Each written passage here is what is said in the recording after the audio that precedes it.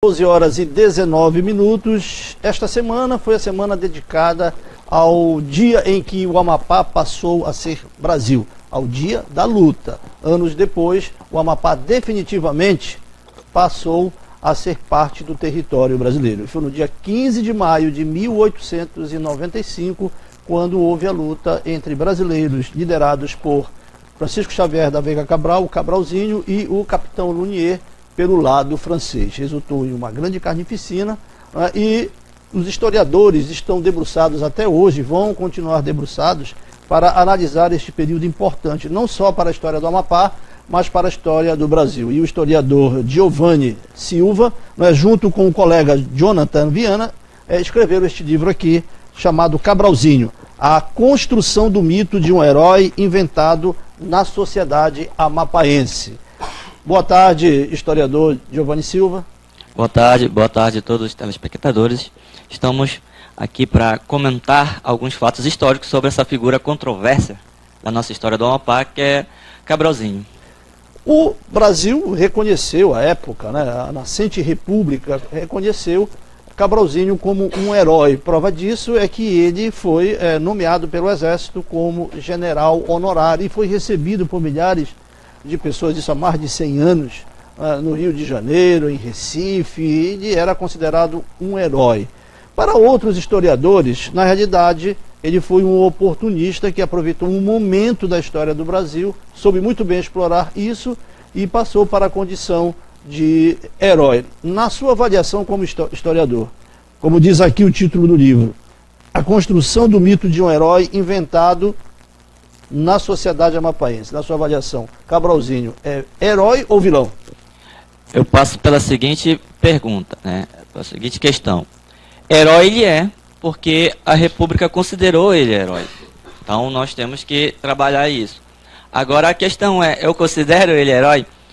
Pessoalmente, na minha questão, com a pesquisa do livro, eu pessoalmente não considero herói pela questão que teve tudo por trás dele, uma tentativa de manipulação da República. A República estava se consolidando pelo Brasil e ela precisava de figuras, não importava quem eram essas figuras, se eram figuras benéficas ou maléficas à República, o que importava é que ela ajudasse a consolidar o regime, a construir aquele regime e não fragmentar o nosso território principalmente. Por exemplo, o Amapá era uma área contestada entre a França e o Brasil, uma área marginalizada, uma área de garimpo. E correspondia hoje ao município de Ferreira Gomes até Oiapoque, né? Isso, do Rio Araguari ao Rio Oiapoque, que é uma batalha tremenda, diplomática, séculos, desde uma herança portuguesa que nós recebemos. Agora, o Cabralzinho, ele na realidade era o líder da comunidade da Vila de Espírito Santo do Amapá, hoje a cidade de Amapá, sede do município. Ele era quem comandava, ele era o presidente do triunvirato, quando o capitão Lunier, com mais de 100 soldados franceses, aportaram ali na cidade de Amapá para levar preso o Cabralzinho. De fato, quem matou o capitão Lunier? Porque é fato que ele e mais alguns oficiais franceses foram mortos pelos brasileiros. Foi Cabralzinho que matou Lunier, na sua avaliação? Olha, na minha avaliação, eu acredito que sim. Apesar que eu não considero ele herói, acredito que sim. Agora, há depoimentos de pessoas que viveram na época, que foi um preso chamado Félix, que se conseguiu soltar, pegou um revólver e acabou disparando o tiro que veio a matar o capitão Lunier.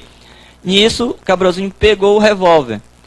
É muito complicado isso, porque, de acordo com os relatos históricos, o capitão Lunier bateu a porta de Cabralzinho. Uhum. E, sendo assim, deu ordem de prisão a Cabralzinho. Então, de acordo com os primeiros relatos que saíram na época, Cabralzinho chegou a lutar com o Lunier. Com o Lunier. Inclusive, ele conseguiu arrancar do porta-bandeira a bandeira da França. Uhum. Travou uma batalha, uma luta corporal, e acabou matando o porta-bandeira. Então, na minha perspectiva, Cabralzinho matou o capitão Lunier. Agora, assim, a história ela tem vários fatos. Basta a gente analisar para ver realmente o que é verdade, o que está além da verdade e o que é realmente mentira. Agora, é fato que ele é herói para o país, porque oficialmente ele foi declarado. A época que era o presidente era Prudente de Moraes, né? Prudente de Inclusive, Moraes ele foi recebido pelo presidente da República. foi recebido pelo presidente em quase todos os estados, principalmente Recife, Rio de Janeiro, São Paulo, Rio Grande do Sul. Ele foi recebido como um herói, realmente. Tem que rechaçar aqui que ele não era militar. Ele era funcionário público da alfândega. Depois que ele foi condecorado, que ele começou a usar o uniforme do exército, mas ele não era militar em si. Não era militar de carreira, né? De carreira, exatamente. Mas como ele atuou e praticou um ato de heroísmo, aí ele passou a ser considerado um general honorário do Exército Brasileiro, né? O que acontece, Reginaldo? Até o início dos anos 2000, Cabralzinho ele era considerado herói unânime. Todos os historiadores trabalhavam essa questão do heroísmo dele. De 2000 para cá, com a nova levada de historiadores, começou uma análise da nova... Mais crítica, chamada nova história cultural. Cabralzinho começou a cair no esquecimento. Exatamente. Essa pergunta que eu queria aproveitar. Por que ele caiu no esquecimento? Exatamente por isso, porque essa nova levada de historiadores mais crítico, a nova história cultural, não leva em si o heroísmo dele. Leva mais a questão da briga fronteiriça entre Brasil e França e a questão do ouro. O nosso livro, juntamente com o professor Jonathan Viana, ele vem exatamente relembrar, né, essa questão do heroísmo dele, porque se não fosse Cabralzinho, Reginaldo e telespectadores, com certeza a disputa entre Brasil e França pela área do Amapá ia pendurar por muito mais tempo. Poderia tomar um outro rumo, né? Outro rumo, e sem falar, quando ele colocou ao mundo o noticiário que tinha lutado e tudo mais, ganhou repercussões internacionais. E isso fez abrir os olhos das nações, tanto da França como do Brasil, para resolver definitivamente essa questão secular na fronteira. Muito bem, estamos entrevistando o professor Giovanni Silva. Ele é um dos autores do livro Cabralzinho, a construção do mito de um herói inventado na sociedade amapaense. Ele e o outro professor Jonathan Viana são os dois autores deste livro. Pode ser encontrado aonde este livro? Esse livro ele pode ser encontrado nas bancas de revistas aqui em Macapá, na banca do Dorimar, na banca da Rosinha e na banca do Ceará. Professor, agora sim, Cabralzinho é um dos heróis amapaenses, poucos heróis, claro. Eu particularmente conheço talvez só ele. Agora sim, o que isso traz de consequências históricas para o nosso estado em relação a heroísmo? O senhor como historiador, como o senhor avalia isso? Gera um reflexo? Ele é um ídolo, um símbolo? Olha, o maior reflexo é que o Amapá foi anexado definitivamente ao território brasileiro. Tá? Porque essa área ela era neutralizada, não pertencia nem à França e nem ao Brasil, desde a época colonial. Como ele foi um dos protagonistas dessa questão fronteiriça, Brasil e França decidiram essa questão sobre o arbitrariamento suíço. O laudo de Berna, né? Que é o laudo de Berna, dia 1º de dezembro de 1900. Graças ao trabalho que ele fez de divulgação no Brasil, que ganhou o mundo. Esse é o primeiro reflexo. O segundo reflexo, ele não é muito bom.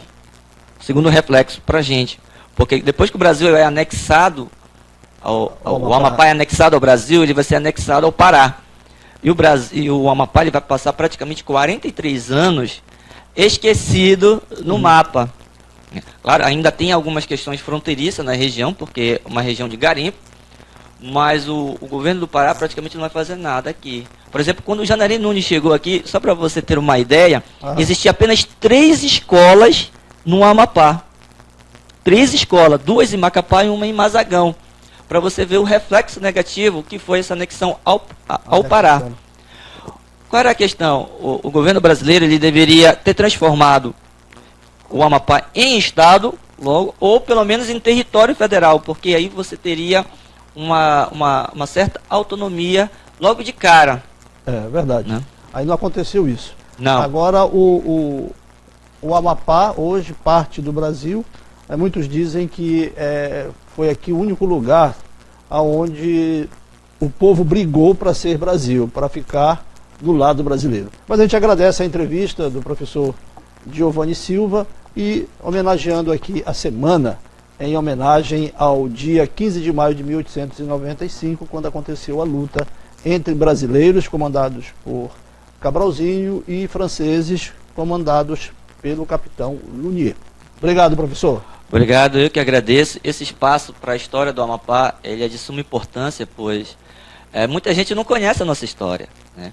E é até bom para quem é concurseiro, ficar de olho, porque existe uma lei aqui no Amapá que os concursos públicos precisam cair História e Geografia do Amapá.